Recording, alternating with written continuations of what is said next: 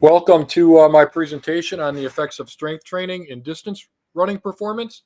My name is Dr. Ben Miller, and I'll be delivering you this presentation today on what effects strength training and weight training can have on distance running performance. Should be a good discussion and hopefully create some good curiosity and good ideas for runners to follow. Let's go through some common beliefs with strength training and weight training. One of the common beliefs that we hear all the time from running coaches, from online coaches, from physical therapists, and etc., is that weight training reduces risk of injury. As it turns out, that's not necessarily true. We'll talk more about why that's not necessarily true during this presentation. The second myth that we're oftentimes told is that weight training will reduce fatigue in muscles from distance running. And once again, that's not necessarily true either. And we'll look at those two common beliefs throughout this presentation today. Typically, with the first one, runners don't typically get injured because of weaknesses in muscles. Runners typically get injured because they overload too much, too soon, and don't take proper time to recover. That doesn't mean that muscle weakness can't be part of it, but it's usually not the case. Pro athletes weight train, and a lot of people see this and they'll say, see, pro athletes weight train, therefore everybody should weight train.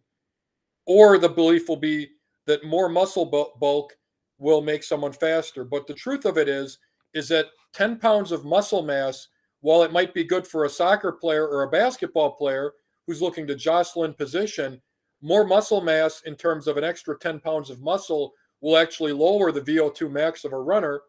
In fact, they're inversely related and inversely proportional in that the more muscle bulk will lead to a lower VO2 max, which does decrease running performance. Now, a lot of professional athletes do strength train, and if you follow them on Instagram, you'll see that they post their strength training workouts, right? Because they're fun to watch, they're fun for them to post videos of and to post. But we have to remember a couple of things. First of all, these professional athletes have specific physical therapists that are working on specific weaknesses that they might have. Secondly, is that they're literally focusing their entire life on their training.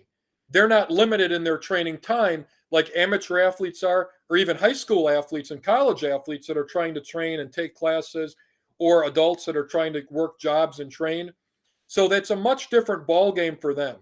And that's why we can't just say, look, the professional runners are doing it, therefore we should do it. Now, Emma Coburn, who was the bronze medalist in the last Olympics in the steeplechase, keep in mind too, her race is 3,000 meters, and she's got to jump over hurdles and the water barrel and all that stuff. So again, it's a completely different animal. So we can't just try to mimic what the pros do and say that's also going to work for every amateur runner out there. If we take a look at Eliud Kipchoge, who holds the record for the marathon, he's not a big guy by any means. And when we look at the very best runners in the world, they're very light, they're very toned, but they don't have extra muscle bulk. And there's a reason for that. And that is that their bodies have literally evolved to run and to run efficiently. They run so efficiently that their body knows exactly the type of muscles to have, the way that the muscles should work. They're very, very efficient. And that's one of the things that we should keep in mind. So let's take a look at factors that increase distance running performance. And this is important for us to understand. These three factors up there are by far the biggest factors that will dictate a distance runner's performance. The first one is VO2 max. That's your body's ability to take in oxygen from the environment and get it to the muscles.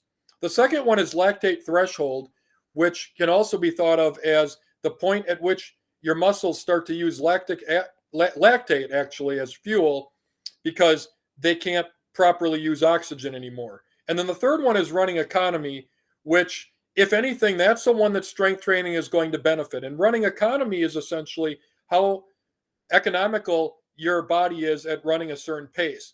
And it has to do with two things. Number one is the speed at which you're running, and the second one is the oxygen that it's using for that speed. And if you have a really good running economy, you're using less oxygen to maintain a specific speed, which is going to lead to better endurance in running. When we look at the factors that improve distance running performance, those are the main three: VO2 max, lactate threshold, and running economy. And depending upon the distance of the race, those three are going to play a little bit different in what actually fatigues the runner, although all three are important for pretty much all distance running events up from the 400 meters on up.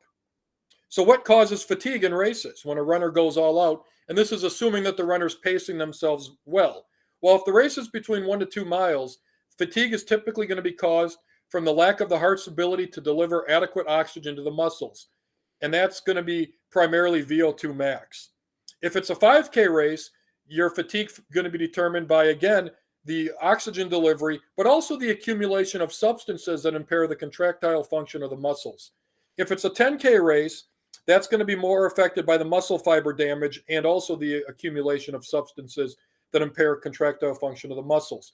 If it's a half marathon, 13.1 miles, now the fatigue factor is primarily going to be muscle fiber damage and potentially dehydration and lack of fuel, such as carbohydrates, glycogen, and all that can factor in. And if it's a marathon, the primary thing that's going to fatigue the runner out is going to be lack of fuel from the muscles. They're going to run out of glycogen and fat. Typically, that happens after about 2.5 hours of running, or perhaps muscle fiber damage, which is also going to play a big factor.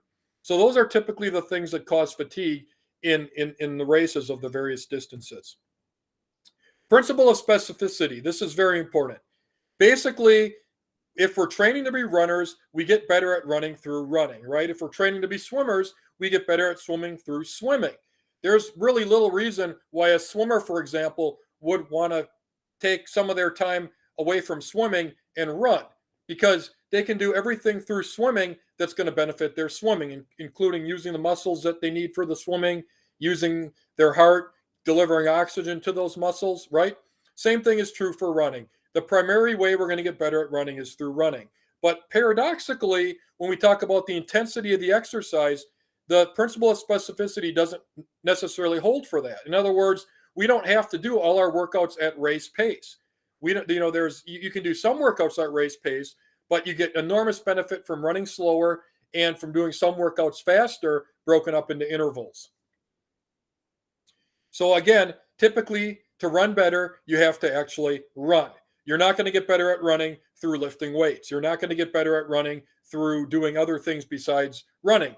Now, you can give yourself an advantage if you maximize your running, and then to that you add weight training. And if you maximize your running, and then to that you add cross training like swimming and biking.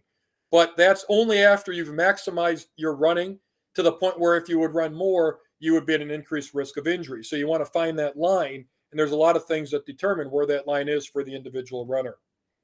So the running economy is an important factor. And again, that is going to basically be your body's ability to run faster using less oxygen, or maintain a specific pace using less oxygen. And that's an enormous factor that determines how good of a runner we are. There's a lot of different factors that will determine a runner's running economy. Some of them, and some of them that are important, are their running form and their gait. Typically, the best runners are going to be on their feet.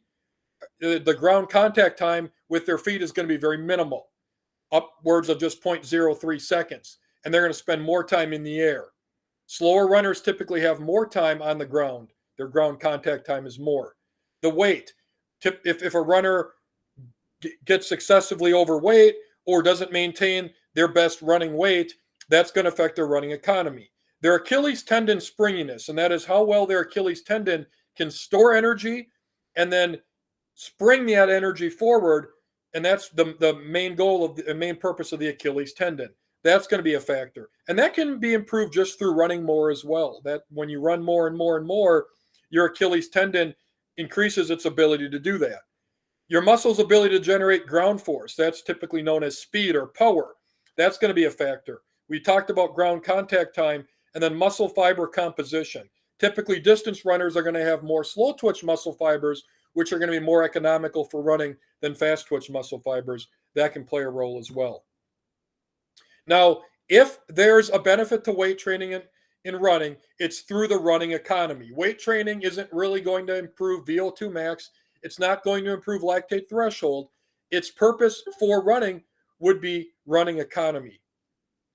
That's where the purpose would be for weight training and running. Let me make sure we're still connected here. Yep, still connected. Just want to make sure I'm not talking to myself. Now, what we can do to improve our running economy through weightlifting is the explosive heavy weight training. So very similar weight training to what football players would do. And that might be paradoxical to runners because you might think you're better off doing more reps of less weight. But you actually want to do more of the explosive and heavy weightlifting. That's going to make your muscles more economical for running. And the plyometrics. And in particular, the plyometrics or the hopping exercises are really good for improving the springiness of your Achilles tendon.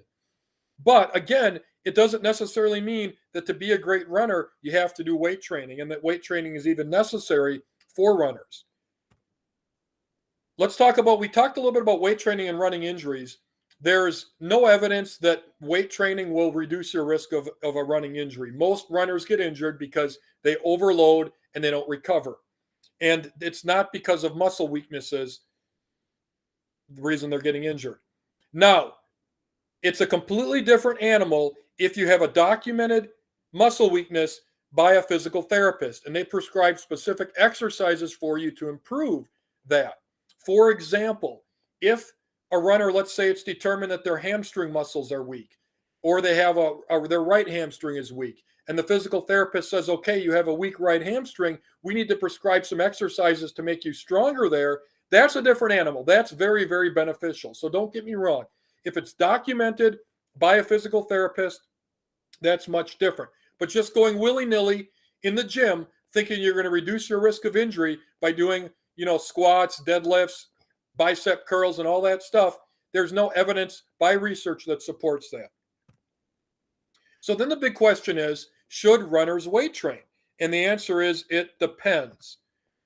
And it depends on a lot of things. First of all, it depends on the time constraints. If the runner has not maximized their running mileage and they have not reached that point at which they would run more and get injured, they're probably better off through running more. That is, let's say that a runner could safely run, I'm just going to make up a number, let's say 40 miles a week without getting injured, and they're only running 20, they would probably be better off spending more of their time running more as opposed to going to the gym and lifting weights. Again, through running more, they're going to improve all those factors, VO2 max, lactate threshold, and their running economy. So if you're limited in training time, you're probably better off actually running.